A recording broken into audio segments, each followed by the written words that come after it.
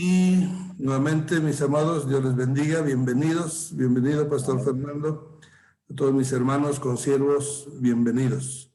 Pues en el nombre del Señor Jesucristo iniciamos, ponemos este estudio en manos de nuestro Señor y Dios, y vamos a ver hoy el tema continuación de la iglesia, el crecimiento espiritual de la iglesia. Con el pastor Fernando Rodríguez Razo, que nos hace favor de acompañarnos. Él es del ministerio, el seminario de Gracia. Se me confunde el nombre con el de la iglesia. Abundante. Seminario Bíblico Palabra de Gracia, hermano. Perdón. Seminario Bíblico Palabra de Gracia. Bueno, pues para no cometer más errores, los dejo de una vez con el pastor y vamos entonces a continuar con el tema de la semana pasada, que estuvo muy impactante para quienes estuvieron presentes, se fueron con un grato sabor, pero al mismo tiempo con el alma temblando, ¿verdad, pastor? Así. No sé. Continuamos. Adelante, pastor. Dios le bendiga. Gracias, mi hermano. Muy buenas tardes, noches a todos. Les ruego, por favor, una disculpa por este pequeño retraso. Y también, a la vez, mis amados, pues, me da así como un poquito de nostalgia saber que con esta ponencia de esta tarde, terminamos la serie de 4 ponencias que habíamos terminado, que habíamos quedado con mi hermano Víctor.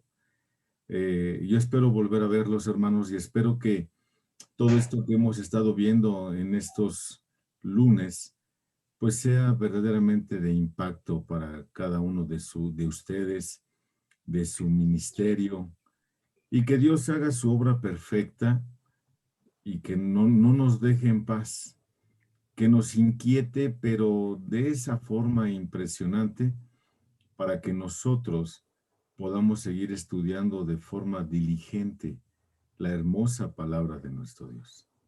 Así que, hermanos, quiero rogarles una vez más que me acompañen en oración para poner este tiempo en manos de nuestro Dios, por favor. Bendito Padre, Dios eterno, te damos muchas gracias por tu bondad, Señor. Gracias también, Padre nuestro, porque nos concedes el estar una vez más reunidos en tu nombre, para la gloria de tu nombre, Señor, rogándote que me uses en esta tarde-noche, Padre. Úsame para que yo pueda exponer tu hermosa palabra con la mayor claridad y puntualidad posible, para que, pues, todos juntos seamos edificados. Que veamos, Señor, cuál es el llamado que tú haces para, como veíamos la semana pasada, una iglesia en crecimiento, y obviamente para poder seguir en ese crecimiento en esta tarde. Úsame, Señor, por favor, que tu nombre sea glorificado y exaltado por encima de todas las cosas. Gracias por el tiempo y la disposición de cada uno de mis hermanos que con fidelidad llegan y se conectan para poder tener estas sesiones. Úsame, Señor, no tomes en cuenta mis imperfecciones. Tú sabes, bondadoso Señor, que soy hombre de lengua torpe, de ideas que a veces se cruzan, pero por eso apelo a ti, mi Padre Celestial, para que seas tú hablando a través de mí. Ruego tu misericordia en el nombre precioso de nuestro Señor y Salvador Jesucristo. Amén. Bueno, mis amados, pues continuamos con este tema de la iglesia en crecimiento. Y en esta ocasión vamos a tocar el capítulo 5 de la carta a los tesalonicenses. El capítulo 5, en donde parece ser que el apóstol Pablo sigue con este tema de exhortar a la iglesia de Tesalónica a que crezcan aún más en todo lo que él ya apuntaló, en amor, en oración, en esperanza, porque ellos esperan del cielo al Salvador, ¿cierto? Entonces, con eso en mente, el apóstol Pablo en el capítulo 5, versículos del 12 en adelante, vamos a encontrar imperativos que el apóstol Pablo da a la iglesia de Tesalónica en particular. Dice así, hasta el versículo 22.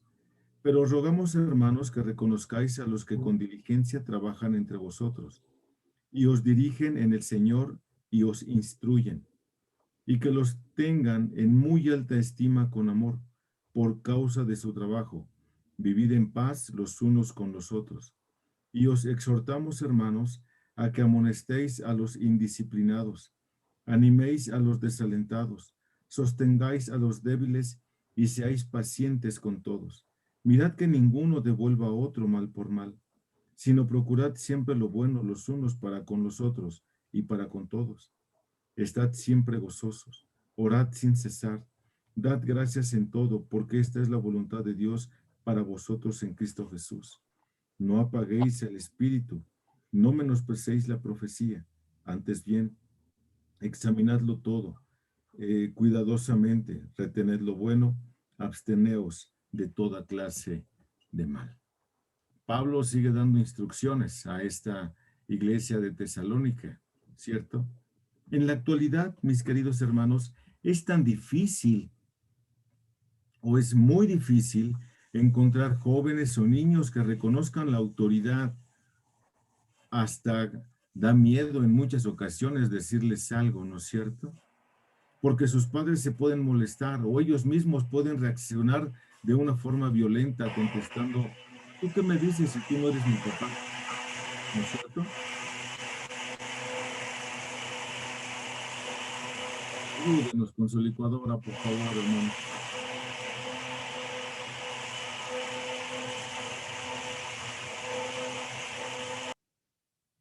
Gracias. Entonces es muy difícil, ¿no es cierto? Pero esto no es otra cosa que el reflejo de lo que hay en casa. En ocasiones no sabemos combinar, la gracia y el esfuerzo.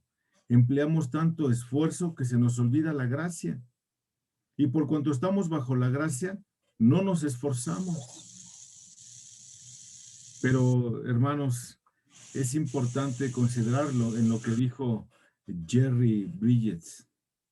Dice, la gracia no hace innecesarias o innecesarios mis esfuerzos.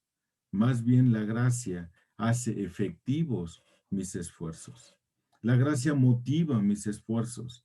La gracia sostiene mis esfuerzos. La gracia hace que mis esfuerzos sean eficientes. Esto es una necesidad humana. Obedecer los imperativos de la palabra de Dios, y esto es algo que nosotros, ustedes, deben hacerlo dependiendo del Espíritu de Dios. En esta última porción de esta carta tenemos varios imperativos. En el versículo 27 leemos, noten lo que dice el versículo 27, os encargo solemnemente por el Señor que se lea esta carta a todos los hermanos, ¿cierto? Pero antes de esto hay una serie de cosas que Pablo ha estado explicando y pidiendo que haga la iglesia de Tesalónica. Es ordeno, el texto es muy enfático, ordeno, obviamente el texto griego. Tenemos aquí en nuestras manos una traducción en el castellano. Pablo dice esto no solo por la posición de ser apóstol, sino Dios había puesto sobre él un peso gigantesco de responsabilidad y amor por esta hermosa iglesia.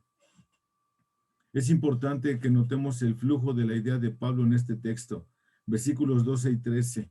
Está exhortando a las ovejas a que sean bien, a que sean buenos con sus pastores y con sus predicadores. Versículos del 14 al 15 habla de lo que constantemente debe pasar en una iglesia para que podamos tener una iglesia en crecimiento, una iglesia que va en pro de la madurez, ¿cierto? Habla de los deberes que tenemos para con los pastores. las responsabilidades que tenemos como ovejas. Estamos velando unos por otros. Ahora lo que vemos en el texto más adelante es cómo está conformada la iglesia. ¿Cuántos tipos de personas hay dentro de una iglesia, hermanos? Pablo nos va a dar aquí los tipos de personas que hay en una iglesia. Y dice literalmente, están, 1, los ociosos, están 2, los desanimados, están 3, los débiles y 4, los impacientes. Después de esto, Pablo da imperativos concretos en cuanto a lo que deben estar haciendo los tesalonicenses. Lo que está diciendo es que seamos unidos y esta unidad que tenemos refleja, escuchen esto, mis amados, refleja o debe de reflejar la gloria de Dios. Por eso Pablo hace esta exhortación importante, ¿cierto? Noten lo que dice el mismo autor de esta carta, pero ahora en la carta a los Efesios, en el capítulo 4, versículos del 1 al 7, cito: Yo pues, prisionero del Señor, os ruego que viváis de una manera digna de la vocación con que habéis sido llamados, con toda humildad y mansedumbre, con paciencia, soportándonos unos a otros en amor, esforzándonos por preservar la unidad del Espíritu en el vínculo de la paz. Hay un solo cuerpo y un solo Espíritu, así como también vosotros fuisteis llamados en una misma esperanza de vuestra vocación. Un solo Señor, una sola fe, un solo bautismo, un solo Dios y Padre de todos, que está sobre todos, por todos y en todos. Pero a cada uno de nosotros se nos ha concedido la gracia conforme a la medida del don de Cristo. ¿Notan? Ahí está, hermanos, lo que debemos de tener en unidad. ¿Y por qué debemos de tener unidad? Para la gloria de Dios. Dios es la unidad. Eso es lo que nos dice el texto. Y yo, usted, en lo particular, tenemos la responsabilidad de preservarla. Algo que hoy en día es muy difícil, no solo en la iglesia local en la que yo presido, sino en la iglesia en general. Escuchen por favor. Y esto lo digo con tristeza en la iglesia universal, hermanos. La iglesia universal está dividida, ¿no es cierto? Y el mejor ejemplo es esto. Hay bautistas, hay presbiterianos, hay pentecostales o pentecosteses, hay carismáticos, hay adenominacionales, hay bautistas ortodoxos, hay bautistas liberales. Ahora yo les voy a hacer una pregunta y por favor piénsenla ahí en su lugar. Esta carta que el apóstol Pablo escribe a la iglesia de Tesalónica está dirigida a una iglesia en particular, ¿cierto? La iglesia de Tesalónica. Pero dice así, esta carta la escribe el apóstol Pablo a la iglesia pentecostal que está en Tesalónica. Así dice, no, ¿verdad? Tampoco dice que esta carta la escribió Pablo a la iglesia bautista que está en Tesalónica. No dice, es adenominacional, hermano. ¿Cierto? Y muchas veces perdemos el tiempo queriendo defender una denominación. No, es que se debe de hacer así, y es que se debe de hacer acá, porque a mí me enseñaron, porque la denominación en la que yo pertenezco es así, así, así, o sí, o sí. Y por eso Pablo está animando a la iglesia a ser uno en Dios. Sí notamos eso, ¿verdad? Es muy interesante esto. Dentro de las iglesias locales hay divisiones, hermanos. Y es difícil terminar con estas divisiones. Hay lugares hasta en donde se forman partidos, planillas. Yo voto por la planilla de este, yo voto por la planilla de este, y según las planillas, y se hace una democracia ahí adentro. Y así es como eligen a pastores o a quien vaya a dirigir. ¿Por qué se divide la iglesia? Pablo está exhortando a que no haya divisiones en la iglesia. Al Mohler, un gran predicador contemporáneo en nuestros días, pueden buscarlo en internet. Él es presidente del Seminario Bautista de Texas, del sur de Texas. Muy excelente predicador. Él dice lo siguiente: en nuestros días se ha creado un énfasis en la autonomía personal, donde cada persona se cree estar en independencia de los demás, mas para así hacer su propia voluntad. Este es un mal que está afectando a la sociedad en general y, por supuesto, también a la iglesia. Ahora, bajo esta idea de independencia personal, cada vez es más difícil que la gente se someta a las autoridades y, por supuesto, a los líderes espirituales. Y esto de inmediato nos remonta a donde la primera criatura humana rehúsa someterse a la autoridad de su creador, lo cual es inicio o indicio, perdóneme, lo cual es el inicio de todo el caos en lo cual nosotros vivimos hoy. Adán y Eva se rebelaron contra Dios, ¿no es cierto? Contra la máxima autoridad, y así vive la gente hoy. No solo el inconverso, la iglesia cree que es independiente, ¿cierto? Esta revolución de independencia la vemos muy marcada en la década de los 60, con el movimiento de los hippies, en donde empiezan a cuestionar a los gobernantes y autoridades. Y esto afectó aún a las iglesias de tal forma que hoy, pastor que no le guste a la iglesia, es el pastor que es quitado. Ay, porque predica muy duro, porque aquí nos mandó al infierno, porque nos habló del pecado, porque es antipático y es removido de la iglesia. Y jamás vuelven a ser invitados a exponer la hermosa palabra de Dios.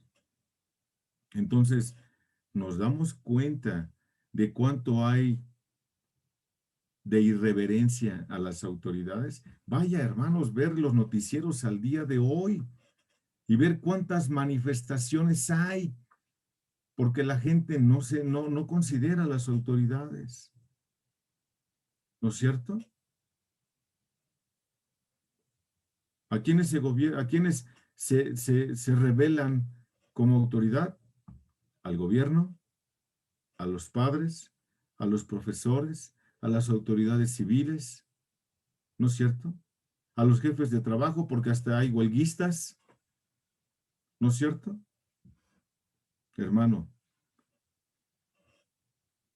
necesitamos estar conscientes de la insensibilización a la autoridad. Me ha tocado estar en casos en donde empiezan a estar peleando tan abrumadoramente que la autoridad se desaparece.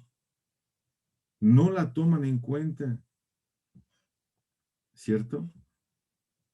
Ahora, amado hermano, voy a decirte qué tan difícil es honrar a alguien. Y para esto tuve que analizar mi vida en retrospectiva. Y me di cuenta de que por nuestro orgullo generalmente no lo hacemos. No nos queremos someter por ser orgullosos.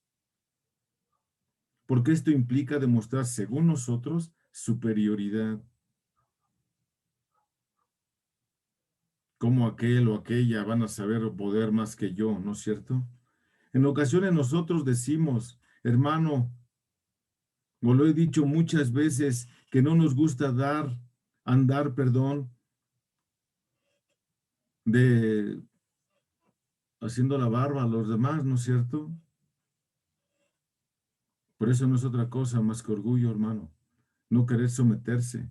Tenemos una tendencia muy marcada a ser malinchistas, a ser malinchistas. Esto es a tener preferencia por lo extranjero. No le damos la importancia merecida al predicador, porque ahí lo tenemos y decimos, ay, yo lo conozco. Y siempre andamos buscando algo mejor o superior, ¿cierto? ¿Se dan cuenta entonces, mis queridos hermanos, que es un problema del corazón el que no se reconozca el trabajo arduo de quien lo hace? En realidad, mis amados hermanos, el dar honra a alguien es una característica de madurez. Cuando lo hacemos es porque hemos aprendido humildad, hemos aprendido gratitud y hemos aprendido amor. Cuando no lo hacemos, no hemos aprendido nada de eso. Humildad para reconocer su trabajo. Gratitud por el trabajo que hace. Y amor a su trabajo. Es importante esto. Hermano, en realidad, este es un texto difícil de predicar. Y lo digo por mí.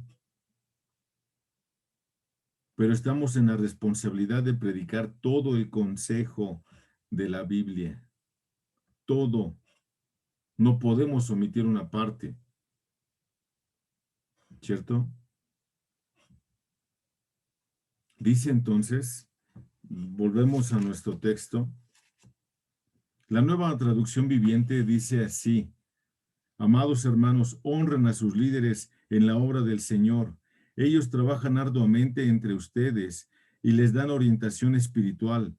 Ténganles mucho respeto y de todo corazón demuéstrenles amor por la obra que realizan y vivan en paz unos con otros. Honra. La palabra honra, mi querido hermano, es del origen latín. Proviene de honoro, honrosas, honrare. Este verbo está relacionado con la palabra onos u honoris, honoris causa. ¿Han escuchado eso, no? Cuyo significado es el premio que en Roma se le daba a alguien que se le suponía justo o íntegro. El honoris causa. Este premio era para un cargo político que hacía muy bien su trabajo. Ahora vemos en algunos textos que nos habla de la honra para que no pensemos que no debemos dar, para que no vayamos a pensar que no debemos de darle honra a nadie. La Biblia nos dice que debemos honrar a algunas personas. Por ejemplo, en Efesios 6:1 dice habla de darle honra a los padres, ¿cierto? Y dice que si uno hace eso, seremos o serán de larga vida sobre la tierra. Noten, hijos, obedeced a vuestros padres en el Señor, porque esto es justo. Honra a tu padre y a tu madre, que es el primer mandamiento con promesa, ¿cierto? Noten lo que dice Romanos en el capítulo 13, versículo 7. Pagad a todos lo que debáis, al que impuesto, impuesto, al que tributo, tributo, al que temor, temor, al que honor, honor, o al que honra, honra. No le debamos nada a nadie. La primera carta a los Corintios en el capítulo 12, versículo 26, noten que también ahí va a hablar acerca de la honra. La primera carta a los Corintios en el capítulo 12, en el versículo 26, cito: y si un miembro sufre, todos los miembros sufren con él. Y si un miembro es honrado, todos los miembros se regocijan con él.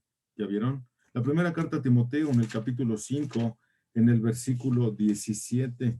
Note lo que dice: los ancianos que gobiernan bien sean considerados dignos de doble honor, principalmente los que trabajan en la predicación y en la enseñanza. Y los ancianos no está refiriéndose solamente o no está refiriendo específicamente a los ancianos, a los viejitos. Está refiriéndose al anciano en posición dentro de la iglesia. A ellos hay que honrarlos, hermanos. Y son dignos de doble honor. Esta palabra honor ahí son dignos de doble ganancia. Y no estoy hablando de lucrar con la fe. Estoy hablando de que debemos honrar a nuestros pastores. De eso es lo que estoy diciendo. En Filemón dice, debemos honrar a los que son como Timoteo. En la primera carta a Timoteo, en el capítulo 6, versículo 1, los esclavos deben honrar a sus amos, o en este caso hoy, a los empleados, a sus patrones.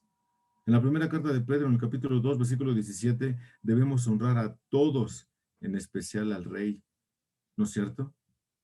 Así que, mi querido hermano, tenemos mucho que aprender en todo esto. Mucho, mucho, mucho, mucho, mucho, mi querido hermano. ¿Por qué? Porque esta es exactamente la voluntad de Dios. Yo no puedo vivir de alguna forma diferente, ¿cierto? Noten entonces lo que dice el texto. Entonces está hablando de, pero os rogamos, hermanos, que reconozcáis a los que con diligencia trabajan entre vosotros y os dirigen en el Señor y os instruyen. ¿De quién está hablando que hay que honrar? A los pastores. Trabajan entre vosotros, pastores. O a lo mejor no es el pastor, pero es el hermano que diligentemente nos ayuda cada 8 días a tener el lugar de reunión limpio. Es el hermano que diligentemente reparte despensas. Es el hermano que dirige la oración. Es el hermano a cargo del evangelismo. Es el hermano a cargo de estos estudios que hoy tenemos aquí, hermanos. Hay que ser agradecidos con todos. Eso es lo que nos está diciendo. Y que los tengamos en alta estima y amor por causa de su trabajo.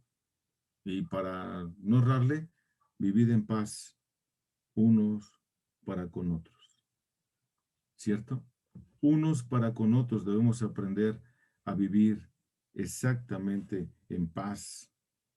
Os exhortamos, hermanos, a que amonestéis, o bueno, aquí ya nos va a hablar el apóstol Pablo de algo muy interesante, de amonestar, de amonestar. ¿A quién tenemos que amonestar? Bueno, ¿a quién hay que amonestar, hermanos?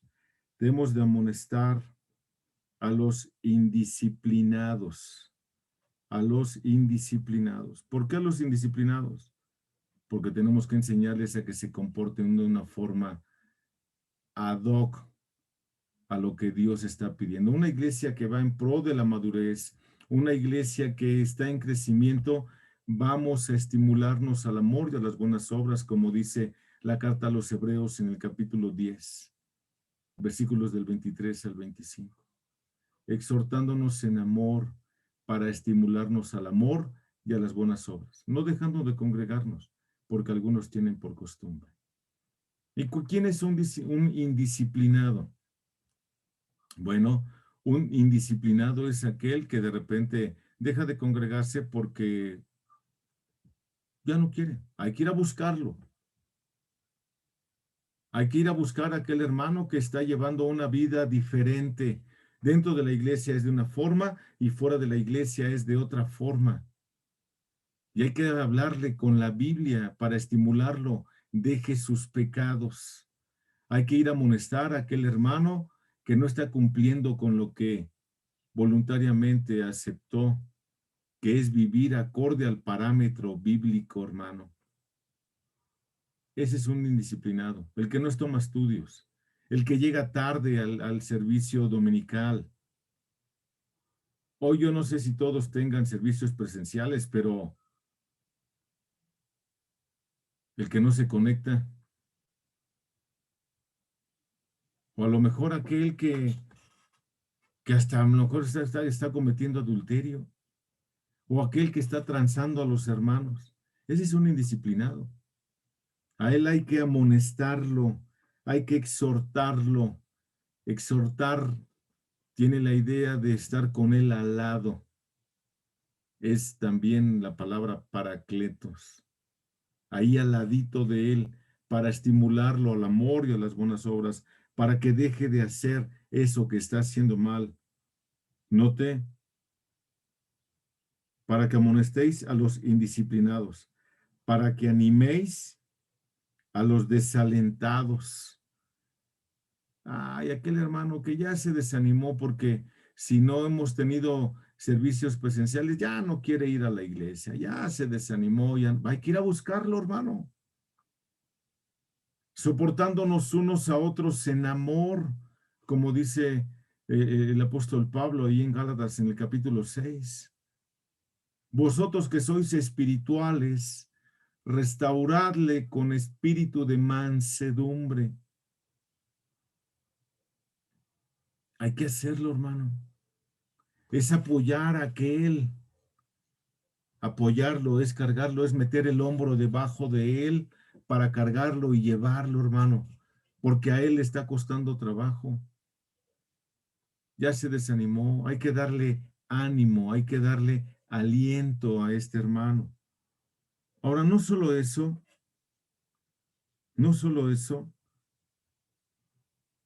hay que sostener a los débiles. Y esta es la mejor ilustración de cuando tenemos una mesa con una patita coja, ¿no? Y está bailando ahí todo el tiempo. Ay, ya métele un cartoncito abajo para que no baile. Bueno, esa es la idea, sostener al débil. El débil es aquel que, literalmente hablando en términos médicos, es aquel que no puede sostenerse a sí mismo. Que sus piernas le tiemblan, le flaquean las piernas y no puede. Hay que interesarnos por ellos. ¿Se acuerdan que en el texto que estudiamos la semana pasada hablaba de crecer en amor? Y yo todo esto lo debo de hacer por amor a mis hermanos. Debo de ir por el débil y ayudarlo, animarlo. No dejarlo, ay, este nunca quiere, no. Hay que ir a buscarlo, hermano. Ahora note, el otro, ser pacientes. A veces nos desesperamos, ¿no es cierto?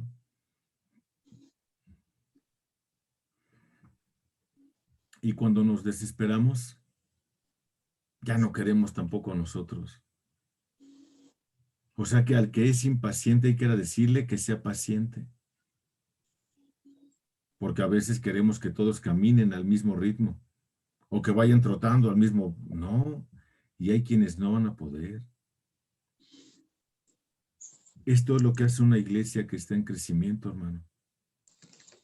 Nos sostenemos unos a otros. Nos amamos. Vemos unos por otros y tenemos como más importantes la necesidad del otro antes que la mía.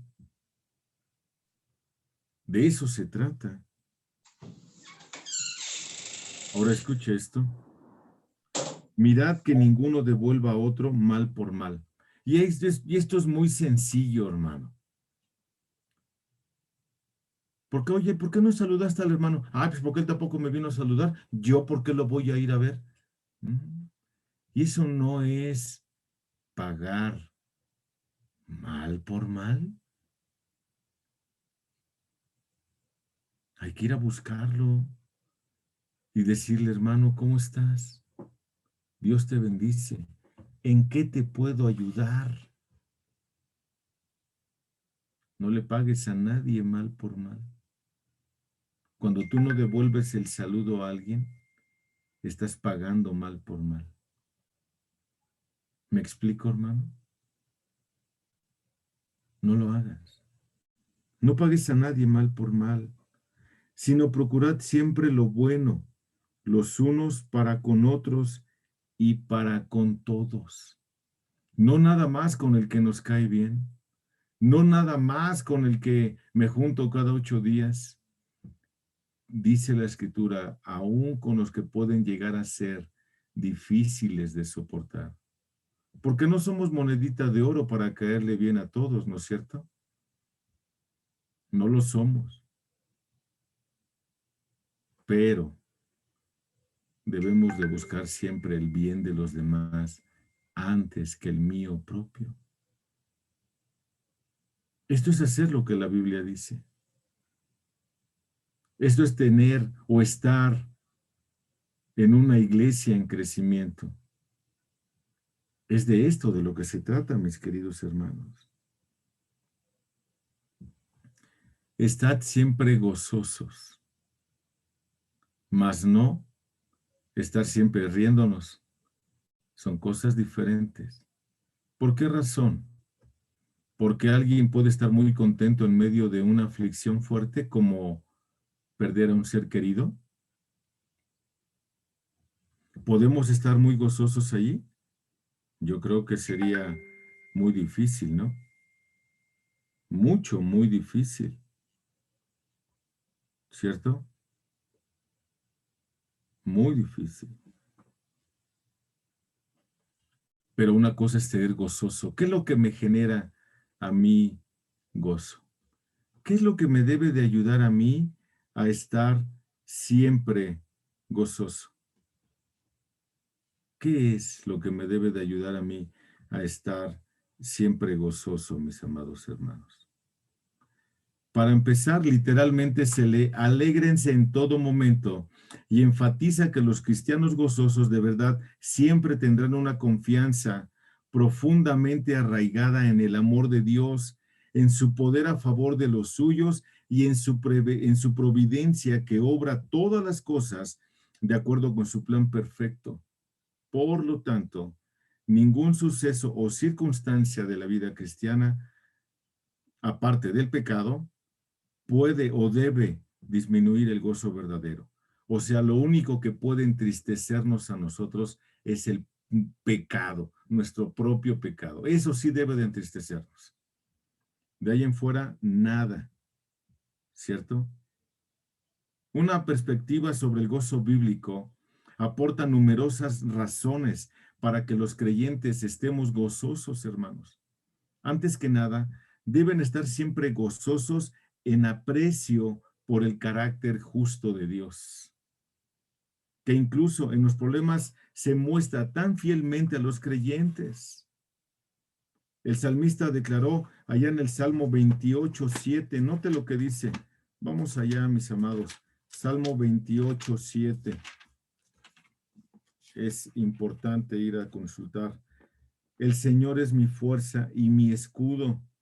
En Él confía mi corazón y soy socorrido. Por tanto, mi corazón se regocija y le daré gracias con mi cántico. ¿Notan? ¿Cierto?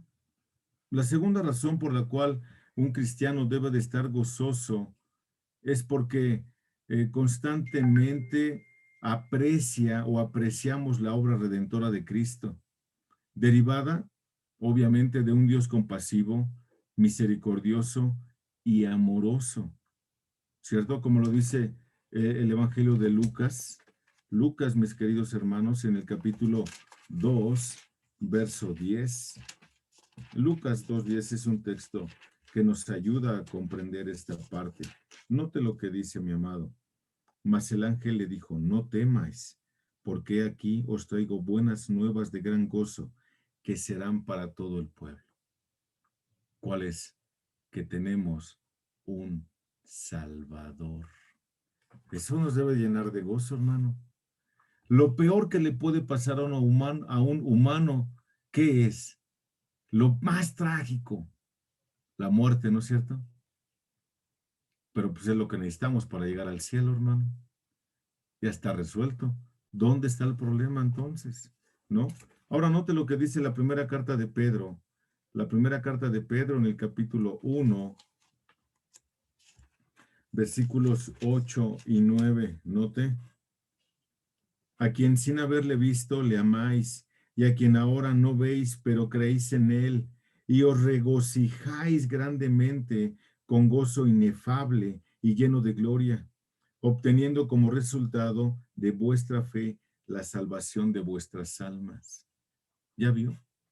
Hay razones entonces para que un cristiano esté verdaderamente gozoso, como está pidiendo Pablo ahí en la primera carta a los tesalonicenses. La tercera razón para que un cristiano esté gozoso es porque debe de regocijarse en aprecio por el ministerio del Espíritu Santo a su favor.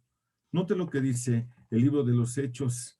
El libro de los Hechos en el capítulo 10, versículo 44, cito: mientras Pedro aún hablaba estas palabras, el Espíritu Santo cayó sobre todos los que escuchaban el mensaje.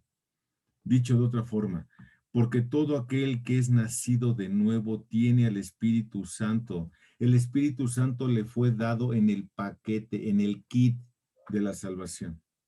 Y eso debe de causarnos a nosotros mucho gozo. Note lo que dice en la carta a los Romanos en el capítulo 14, versículo 7. Porque ninguno de nosotros vive para sí mismo y ninguno muere para sí mismo. Si vivimos, vivimos para Cristo, y si morimos, somos de Él. Ya sea que vivamos o que muramos, estaremos siempre con el Señor. Eso nos debe de dar gozo a nosotros, hermanos. ¿Cierto? La cuarta razón, los creyentes deben estar siempre gozosos por la variedad amplia de bendiciones espirituales que nosotros poseemos. Como por ejemplo, noten lo que dice la carta a los Efesios en el capítulo 1, versículos 3 y 4. Bendito sea el Dios y Padre de nuestro Señor Jesucristo, que nos ha bendecido con toda bendición espiritual en los lugares celestiales en Cristo. ¿Ya vio? Según nos escogió en Él antes de la fundación del mundo, para que fuéramos santos y sin mancha delante de Él en amor. Nos bendijo con toda bendición espiritual. Nos bendijo con amor. Debemos de gozarnos porque tenemos una iglesia que nos ama y que amamos, porque tenemos al Espíritu Santo, porque tenemos salvación, porque tenemos la Biblia. ¿Cierto? La quinta razón para que estar gozosos es porque nosotros debemos de alegrarnos por la providencia de Dios con la que ha orquestado todo para nuestro propio beneficio.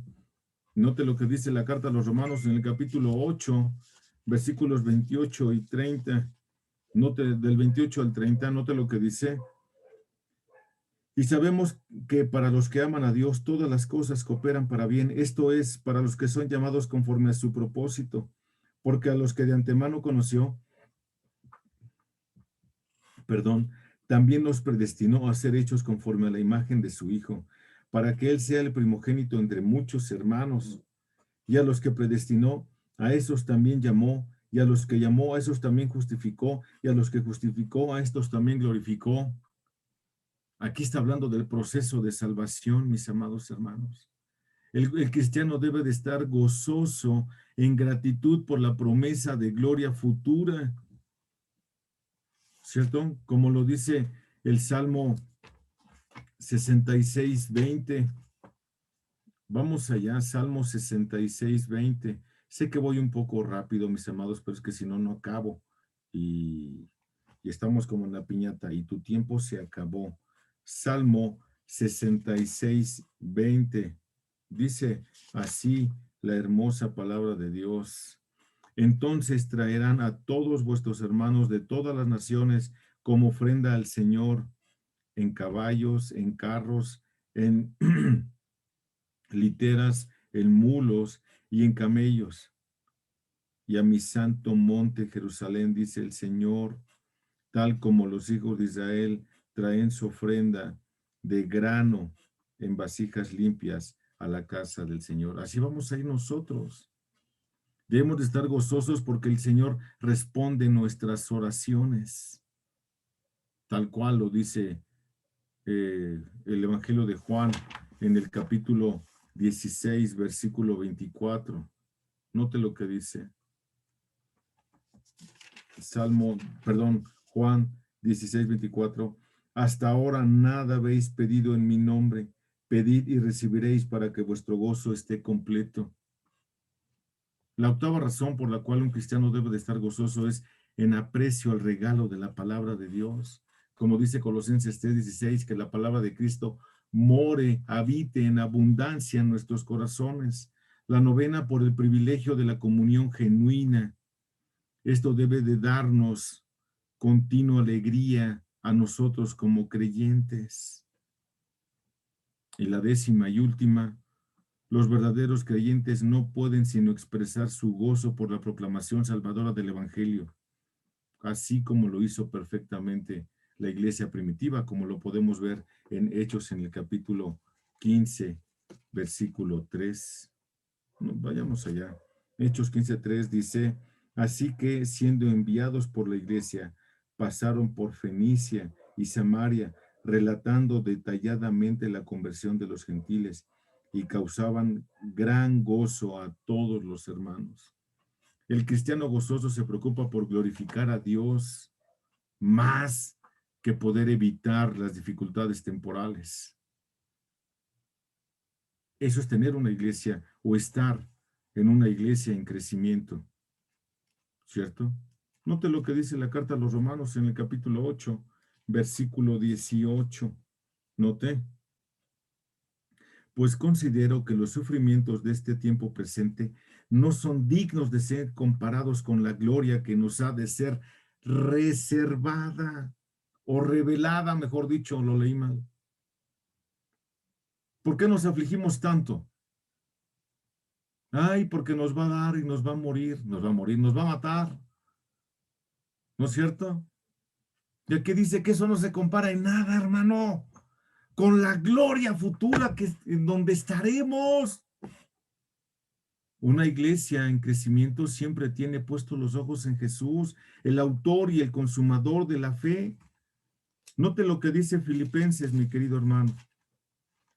Filipenses en el capítulo 1, versículo 18.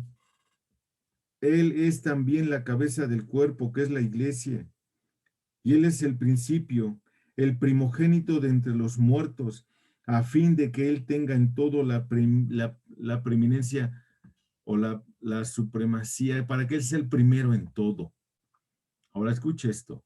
Si Él resucitó, tengamos por cierto que nosotros resucitaremos con Él, y esto debe de traernos gozo a nuestras vidas.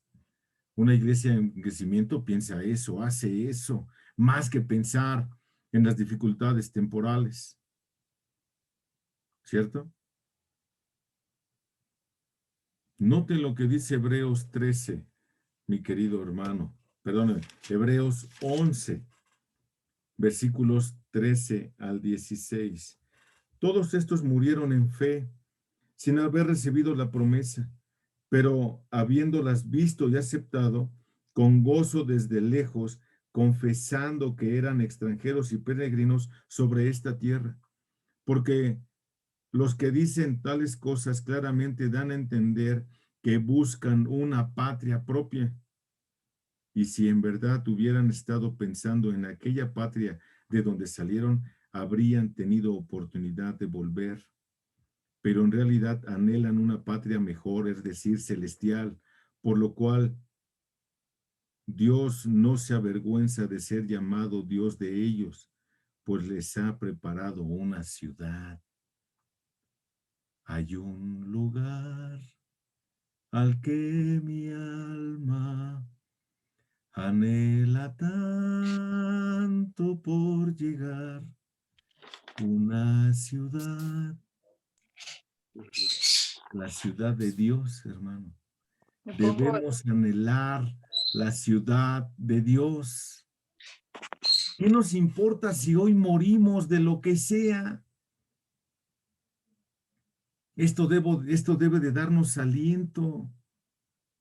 Debemos de pensar más en las riquezas espirituales y en la gloria eterna que en cualquier otro dolor presente o pobreza material que podamos vivir o experimentar. ¿No es cierto, hermano? Note lo que dice la primera carta de Pedro. La primera carta de Pedro en el capítulo 1, versículos 6 y 7, en lo cual os regocijáis grandemente, aunque ahora, por un poco de tiempo, es necesario. Note el uso de las palabras que está teniendo Pedro. Es necesario que seáis afligidos con diversas pruebas. El COVID es una de ellas. Pero nota que se da cuenta que aquí está escrito ya. Verso 7. para que la prueba de vuestra fe, más preciosa que el oro que produce, aunque probado por fuego, sea hallada, que resulta en alabanza, gloria y honor en la revelación de Jesucristo. ¿Por qué nos afligimos, hermano? ¿Por qué? ¿Por qué nos da tanto miedo enfermarnos? ¿No es acaso esto necesario? Hay un teólogo ya finado, Charles Ryrie, autor de la Biblia Ryrie, y él tiene un libro titulado ¿Para qué sirven las enfermedades? Y como resumen, no se los voy a platicar porque no me alcanzaría el tiempo, pero como resumen, él dice en ese libro que las enfermedades sirven para afligirnos, para que nosotros aprendamos a depender cada vez más de Dios. Así que démosle gracias a Dios por lo que estamos viviendo, ¿no es cierto?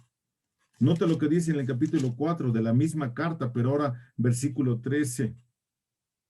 Antes bien, en la medida en que os compartís los padecimientos de Cristo, regocijaos para que también en la revelación de su gloria os regocijéis con gran alegría.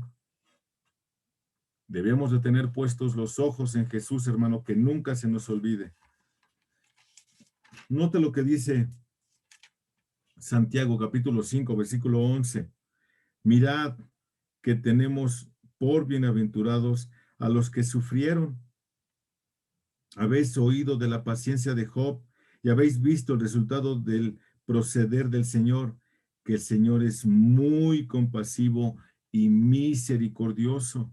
Los creyentes que viven en forma o en esta forma cumplirán el mandato de estar, como dice Pablo acá en la primera carta a los tesalonicenses, siempre gozosos. Y quiero terminar con este versículo 17. Orad sin cesar. Orad sin cesar. Para que yo pueda hacer eso, tengo que tener memorizada la Biblia, para que entonces yo pueda orar como conviene. Yo pueda orar conforme a lo que la Biblia me pide, oraciones piadosas que amen, que glorifiquen al Padre. ¿Cómo pueden ser estas? En primer lugar, que yo pueda vivir en santidad. Segundo, que pueda yo glorificar el nombre de Dios en la tierra a través de mi propia vida y a través de la predicación del Evangelio. En tercer lugar, que yo pueda perdonar a los que me han hecho algo, así como Dios me ha perdonado a mí en Cristo. Yo no estoy para pedir, por lo que acabamos de leer, yo no estoy para pedir una casa, para pedir un coche, para pedir un aumento de sueldo, para pedir... Dice Santiago, vosotros pedís y pedís mal, porque pedís para gastar en vuestros deleites y placeres. Debemos aprender a tener una cosmovisión divina, celestial. Oremos por aquellos que aún no han querido venir a Cristo. Yo puedo ir manejando, ir orando, platicando con mi Señor. Y en ese momento me acuerdo de alguien, de alguno de mis hermanos que está en aflicción. Señor, te pido por mi hermano Víctor que está en aflicción, ayúdalo, Señor. Yo estoy orando al Padre por él. Puedo orar por Elías, puedo orar por José, puedo orar por Miriam, por Israel, por Leslie. Todo el tiempo, aparte de mi oración individual, particular que yo voy a tener con Dios. Pero para eso debo de conocer la Escritura, para no malgastar el tiempo, aprovechando bien el tiempo, porque los días son malos. Esto significa que cada día tiene sus propias oportunidades y yo debo de ser sabio para poder agarrarlas. Esto es lo que hace una iglesia en crecimiento. Una iglesia en crecimiento siempre da gracias en todo. ¿Por qué? Porque esa es la voluntad de Dios. Eso es lo que Dios quiere, que seamos agradecidos. Eso es lo que Dios quiere. Que no paguemos al Espíritu Santo, que no menospreciemos la profecía, pero no estoy hablando de la profecía de la adivinación. Hoy yo, el Señor, no. La profecía literal, hoy, aplicada hoy a nuestros días. Los profetas siempre hablaron lo que Dios les dio que hablaran. Hoy tenemos el canon bíblico completo, cerrado. Si alguien quiere saber qué dice Dios, que vaya a leer la Biblia.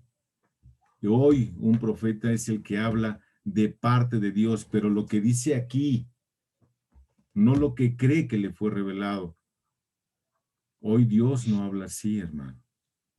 Tenemos un canon bíblico cerrado, completo, que está escrito especialmente para nuestro beneficio. ¿Cierto? Por eso es necesario examinarlo todo cuidadosamente, retener lo bueno. Y dice Pablo, absteneos de toda clase de mal. Por si hay algo que haya faltado, ahí va, ya incluido en ese paquete. Debemos abstenernos de toda clase de mal. Esto es lo que debe de hacer una iglesia en crecimiento, hermano. Así, tan sencillo y tan complicado como esto. Así que, amados hermanos, les voy a rogar que inclinen su rostro y me acompañen a darle gracias a Dios por esta tarde, noche que nos concede de poder estar juntos. Bendito Dios, te alabamos, Padre, te bendecimos y te damos muchas gracias porque en tu infinita misericordia nos concedes, mi Señor, el poder estar juntos, estudiando tu hermosa palabra. Sé que hay hermanos, Señor, de otras partes, tanto del país como del mundo. Te pido, Padre mío, que tú los bendigas. Y aunque hoy concluyo esta serie de predicaciones, Señor, que si tú quieres nos podamos volver a ver. Pero también, Señor, que todo esto que se ha expuesto, que haya servido para animar a mis hermanos, a mis hermanas, a seguir estudiando.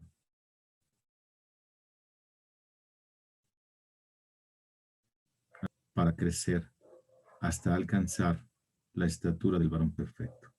Para entonces, Señor, seguir trabajando juntos y tener iglesias fuertes, sólidas, inamovibles, que amen, teman, glorifiquen y obedezcan tu santo nombre. Gracias, mi Señor, por haberme dado esta oportunidad de estar con mis hermanos.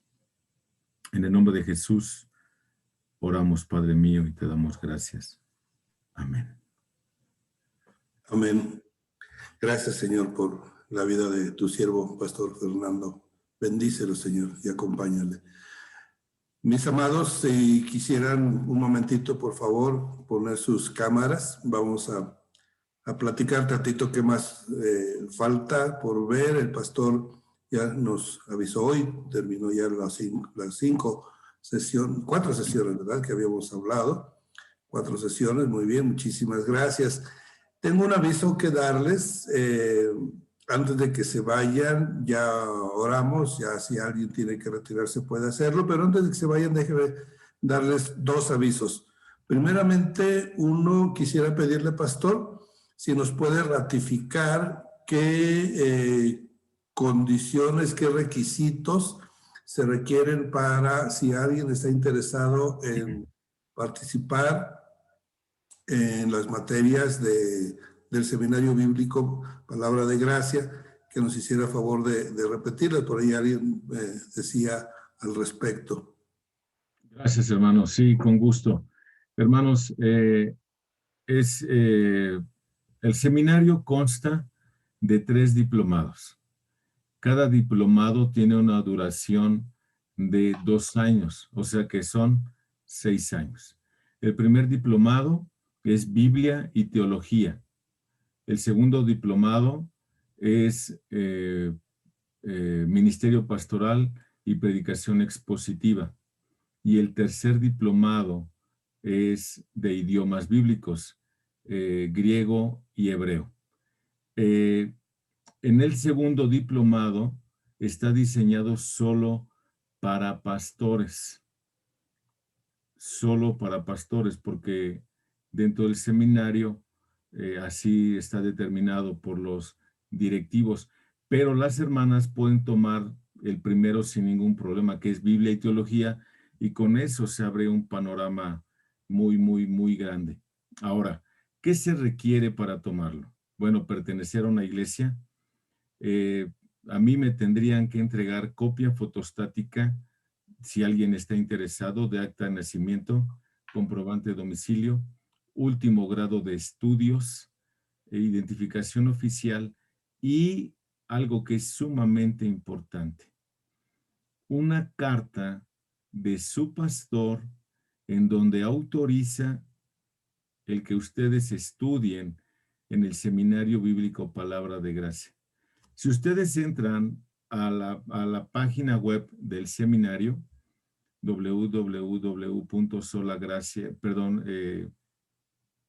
SBPG, Seminario Bíblico Palabra de Gracia, van a encontrar la solicitud. Esa solicitud también tiene que estar requisitada. Y adelante, hermanos, pueden ingresar. Para el primer curso, la colegiatura tiene un costo de 1,500 pesos. Hasta hoy. Todavía no me han avisado que vaya a aumentar de costo. Todavía no me dicen. El curso comenzaría en agosto. En agosto. No se paga inscripción aquí. Aquí no se paga inscripción. Aquí es solamente la colegiatura. Y la colegiatura es bimestral. O 2 meses y medio más o menos es lo que dura cada módulo. Y eso es lo que hay que pagar, 1,500 pesos. Por el momento es, y si alguien quiere más datos, bueno, pues mi hermano Víctor, por ahí no digo ahorita aquí mi teléfono, hermanos, porque mi teléfono ha sido a veces hackeado y he recibido llamadas de extorsión. Y como estos videos se ponen en YouTube, entonces por seguridad no les doy el teléfono ahorita aquí, pero pueden pedírselo a mi hermano Víctor en privado y él con gusto se los da y me pueden llamar para ponernos de acuerdo, clases o más informes que necesiten acerca del seminario. Muchas gracias. Gracias, pastor. Una última en ese mismo tema. Hay hermanos aquí de la ciudad de Toluca, que es donde usted está, donde está el seminario. Sabemos que también hay en Ciudad de México. ¿Qué otras ciudades del país y, por ejemplo, Estelita, que está en Bogotá, qué oportunidades hay fuera de estos lugares de México? Ok. Está en la Ciudad de México, estamos en Toluca, estamos en Querétaro, estamos en Baja California, estamos en Tijuana y nada más, en lo que es la República. Si alguien está fuera de estos estados, bueno, puede tomar las clases en línea sin ningún problema, sin ningún problema. Para quienes están en Colombia, ya sea que se puedan conectar vía internet para tomar las clases en línea, o en Colombia hay un seminario hermano de este. Necesitaré yo conseguirles bien los datos para que a lo mejor les queda cerca allá y lo pudieran tomar presencial. Pero me comprometo a conseguir los datos para que puedan pedirlos allá y les sea un poquito más fácil. ¿Ok? Gracias, pastor. Bien, hermanos, antes de alguna pregunta, porque por ejemplo ya el hermano José ya nos dijo que tiene que retirarse, entonces alguien antes de que se tenga que retirar, déjeme decirle brevemente el programa que tenemos para iniciar de hoy en 8. Vamos a hacer 2 cursos al tiempo, como ve, uno que, bueno, ni siquiera, el que yo voy a estar dando no es un curso, es un análisis. Mire, aquí apunté. Los lunes a las 7:30 vamos a dar una introducción de Iglesia en Crecimiento, curso del pastor Fernando Rodríguez, pero grabado.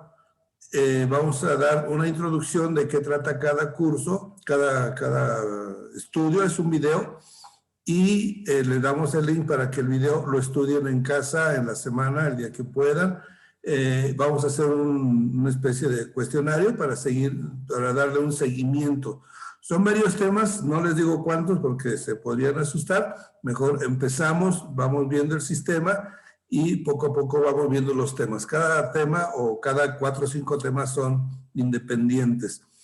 Eso es solamente introducción a las 7:30. Vamos a recorrerlos media hora más para dar espacio a quienes trabajan que lleguen media hora más adelante. O sea, recorremos el horario media hora más. Empezamos 7:30 y terminamos, si Dios permite, 9 de la noche.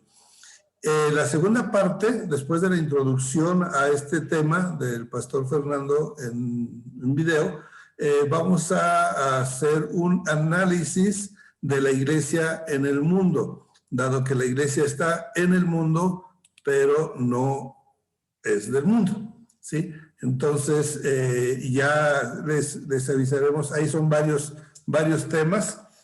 También tenemos otro que es la didaché, y esa igual la vamos a dar también en partes, pero esa es un poquito, unas 2 o 3 semanas más adelante.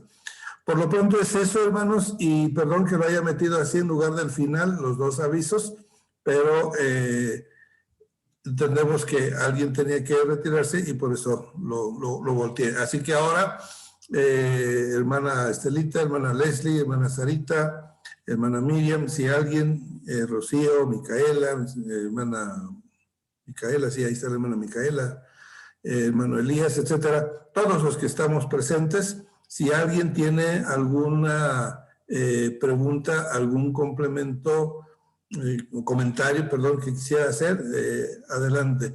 A mí me llama mucho la atención, pastor, y si hay oportunidad, si nos...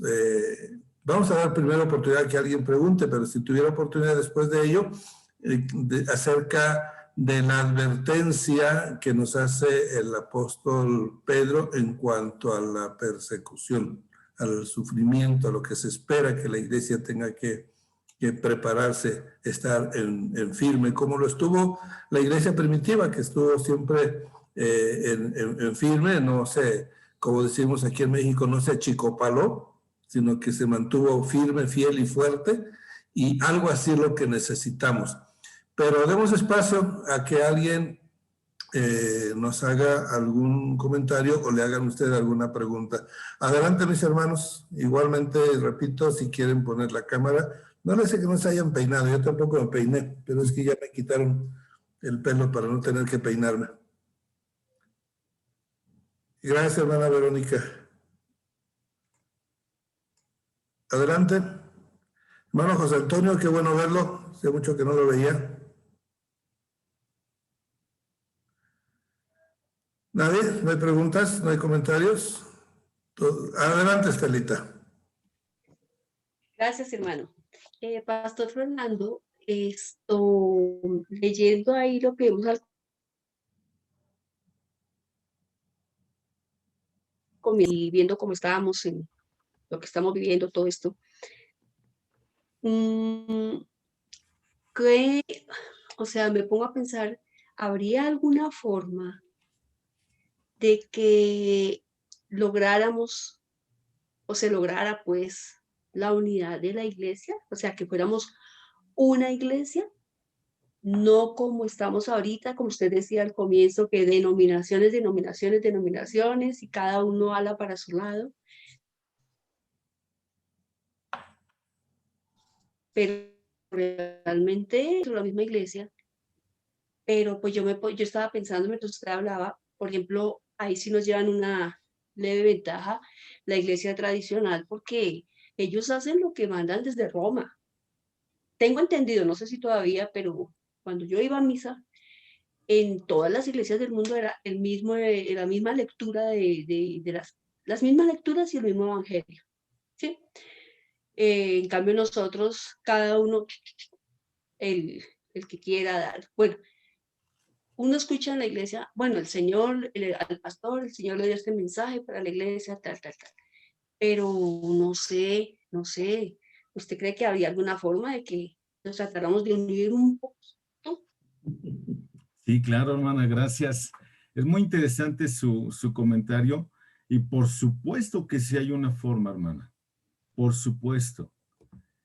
La iglesia tiene que regresar a la Biblia. Si la iglesia no regresa a la Biblia, va a ser muy difícil que podamos estrechar manos. Muy difícil, muy difícil. Ahora voy a hacer una puntual aclaración. No me estoy refiriendo a practicar un ecumenismo, porque la Iglesia Católica sí busca un ecumenismo, una unificación de todas las religiones a nivel mundial. Y no nos referimos a eso. Pero sí hay una forma. La reforma protestante, que fue en el año 1500, en donde hubo muchos reformadores, se buscó eso, que se reformara, se volviera a formar la iglesia. ¿Por qué? Porque ya estaba desformada. Ese es el problema, o deformada. Y creo que hoy vivimos algo muy parecido. Entonces, sí hay una forma, que la iglesia regrese a la Biblia. Y voy a decir algo que dije en la primera sesión que tuvimos hace 5 sesiones.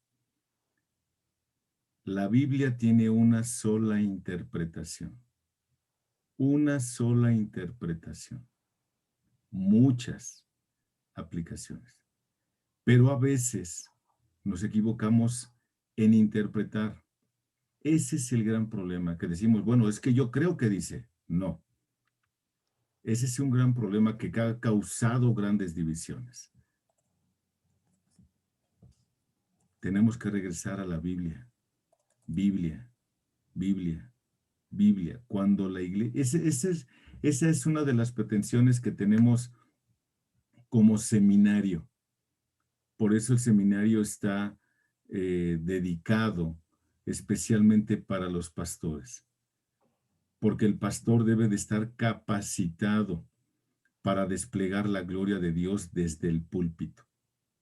Esa es la función del pastor. Y sí podemos regresar, hermano. Tenemos que regresar a este libro.